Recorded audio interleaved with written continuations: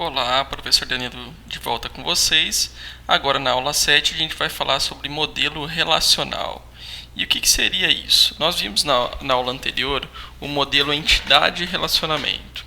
O modelo entidade-relacionamento ele é um modelo que ele se baseia na parte de estruturação, na parte de levantamento de requisitos, na parte mais de entendimento de como que está uma determinada situação que a gente quer implementar, tá? E como a gente vai poder fazer essa implementação depois para o banco de dados físico. No entanto, o modelo entidade-relacionamento ele não é um modelo que é totalmente aceito pelos bancos de dados relacionais. Então, foi criado o modelo relacional, que ele permite fazer uma migração mais amigável e sem muitos transtornos para depois o banco de dados físico. Tá? Então, algumas coisas são muito parecidas do modelo de entidade de relacionamento, mas algumas outras têm restrições que devem ser seguidas. Tá? A gente consegue depois fazer uma conversão de um modelo de entidade de relacionamento para o modelo relacional. A gente vai ver isso na próxima aula. Mas antes vamos discutir um pouquinho sobre o modelo relacional. Então, o modelo relacional ele representa um banco de dados como um conjunto de relações que se ligam a uma tabela de valores, onde cada linha corresponde a uma coleção de valores, ou seja, colunas relacionadas. Então, o modelo relacional ele vai considerar com que cada tabela agora é uma relação. E nessa relação a gente vai ter as colunas, que são as coleções de valores, tá? E nós vamos ter as linhas. As linhas é que vão estar se ligando de uma tabela a outra. Então, as linhas vão representar fatos. Esses fatos são situações que ocorrem rotineiramente e que por isso a gente vai estar representando cada um desses fatos no banco de dados relacional. Então, esses fatos correspondem a tudo que ocorre no mundo do dia a dia, no mundo rotineiro, tá? E ele se liga a outras relações, a outros fatos, por meio de relacionamentos. Então, esse modelo está representando os dados de uma forma mais próxima do que será armazenado de fato no banco de dados. Por isso que a gente utiliza esse modelo. Então, aqui tem um exemplo de uma tabela criada com base no modelo relacional. Então, veja que a gente tem aqui, a estrutura é muito parecida com as que a gente estava vendo no modelo de entidade de relacionamento. Então, a gente tem aqui os campos, temos as tuplas, tá? No modelo relacional nós também chamamos as linhas de tupla, só que aqui não são campos. Agora aqui passam a se chamar de atributos. Então, cada uma dessas colunas são chamadas de atributos. Nós temos o nome da tabela, que é chamado de nome da relação. Então, cada uma das linhas vai corresponder a um fato do mundo real. Por exemplo, se eu pegar aqui a primeira linha, 1, 2, 3, 4, eu tenho a pessoa Joaquim, que com seus dados, data de nascimento e telefone, representa um fato, ou seja, uma pessoa do mundo real.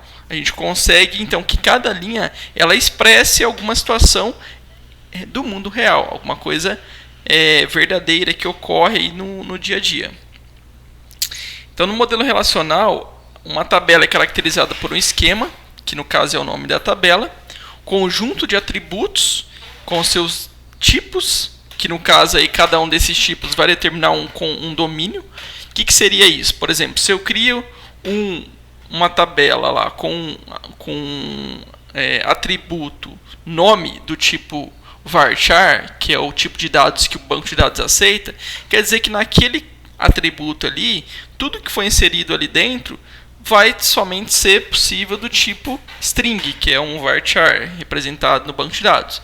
Então, eu só posso ter conteúdos de texto ali dentro. Se eu pego e represento um campo, por exemplo, um atributo, coloco ele como numérico, quer dizer que lá dentro só vou ter números, não posso colocar letras. Tá? E isso, o banco de dados, ele segue à risca quando eu defino esse domínio de cada atributo. Então, é muito importante a gente deixar muito bem especificado e e muito bem correto cada um desses atributos para que não tenha erro quando a gente for passar isso para o banco de dados. Além de tudo isso, a gente tem o grau de relacionamento. Então aqui nós temos o nome da relação, que é a pessoa, os atributos dela, ID, integer, nome, varchar, data de nascimento, date, salário, numeric, tá? Aqui 4.2 quer dizer que eu tenho 4 campos para antes da vírgula e 2 para depois da vírgula, e o grau de relacionamento, que no caso são 3, ou seja, eu posso ter que cada campo aqui cada atributo dessa relação, ou desse esquema, só pode se relacionar com 3 campos ou 3 atributos de uma outra tabela, tá bom? Então, para que a gente possa acessar um campo específico, a gente utiliza um formato próprio, que no caso é o TN de A. Esse TN quer dizer qual tupla que eu quero acessar, ou seja, qual linha. N corresponde ao número da linha, da tupla, e A representa o atributo. Então, se eu quero acessar, por exemplo, o atributo data de nascimento do nome Pedro, então eu coloco lá T2, porque é a segunda linha, DT nascimento, que é o atributo, e aí eu consigo então acessar esse campo aqui, ter o resultado dessa intersecção, que no caso é a data de nascimento que eu quero. Ordenação. Então, as tuplas, se eu pegar duas tabelas diversas que tenham os mesmos atributos, só que na hora de inserir as tuplas, elas foram inseridas de formas diferentes uma da outra, ou seja, em uma tabela foi inserida em uma ordem e na outra tabela foi inserida em ordem diferente, isso não faz com que eu tenha uma diferenciação entre essas tabelas. Ou seja, quer dizer que as duas tabelas elas são exatamente iguais. Eu posso considerar elas como iguais. No entanto, se eu tiver duas tabelas com os mesmos atributos, só que esses atributos estão em posições diferentes, vamos supor, eu tenho uma tabela que seja a sequência ID, nome e data de nascimento, e a outra seja nome, ID, data de nascimento, então por essa mudança de atributos, aí eu já tenho diferenciação entre as duas entidades, tá? Então elas não são consideradas iguais no modelo relacional. Valores null é outra situação que ocorre. Então, valores null, quando a gente faz a modelagem utilizando o modelo relacional, esse tipo de valor ele representa campos que são desconhecidos ou que eu não tenha atributo naquela tupla, ou seja, que não se aplica. Então, se eu tenho um campo lá que não foi inserido por algum motivo, aquele campo ele vai automaticamente ficar com null. Ou, se é um campo que o valor, por algum motivo, foi desconhecido, deu algum problema, não foi conhecido pelo sistema de banco de dados, então ele vai automaticamente colocar aquilo lá como null. Tá? Uma coisa diferente também do modelo de entidade de relacionamento é que, lá no modelo de entidade de relacionamento, a gente tinha a opção de colocar campos multivalorados. O que quer dizer isso? Vamos supor endereço. Endereço eu colocava lá como sendo rua, número, CEP e cidade. Já quando eu trabalho com o modelo relacional, isso não pode ocorrer. Por quê? Porque cada um dos atributos eles são chamados de atômicos. Ou seja, eu só posso colocar um único valor ali dentro daquele atributo. Então, se eu tivesse uma situação dessa, que eu tivesse que ter que representar isso no modelo relacional, o que eu teria que fazer? Teria que quebrar esse campo multivalorado em vários outros campos atômicos, ou vários outros atributos atômicos. Tá bom? Restrições que a gente tem no modelo relacional. Nós temos restrições de domínio de dados, ou seja, ele vai seguir o que eu defini. Então, se eu tiver lá definido, como eu falei anteriormente, um campo do tipo varchar, ele vai seguir essa restrição, só vai permitir que esse tipo de dado seja inserido naquele atributo. Valores atômicos dentro de um domínio, então ele não vai permitir que eu coloque valores diversos em um atributo, ele sempre vai fazer essa verificação para ver se os campos estão atômicos, a quantidade deles.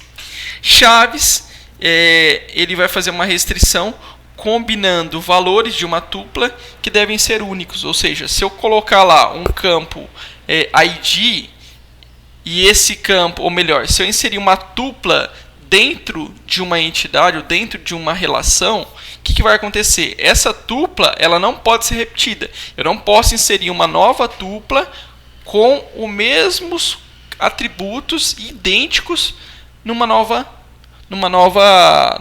linha. O que eu tenho que fazer? Alguma coisa tem que ser alterada. Tá? Isso é uma restrição de chave.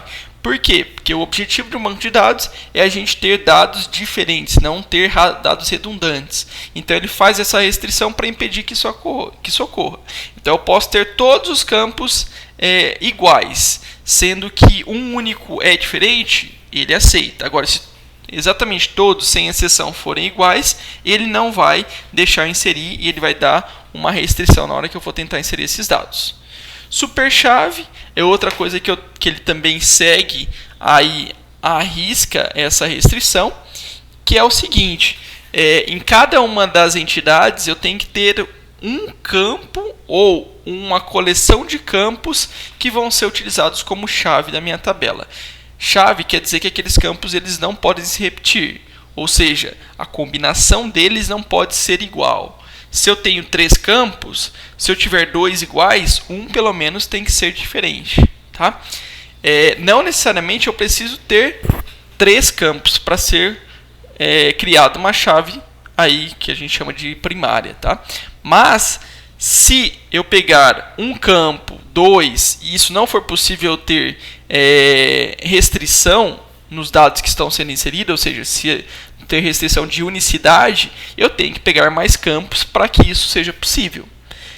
Eu posso até ter uma situação onde todos os atributos da minha tabela são escolhidos para a criação de uma superchave, caso isso seja necessário para ter uma diferenciação na hora que os registros, que as tuplas ou os registros são inseridos. Tudo bem?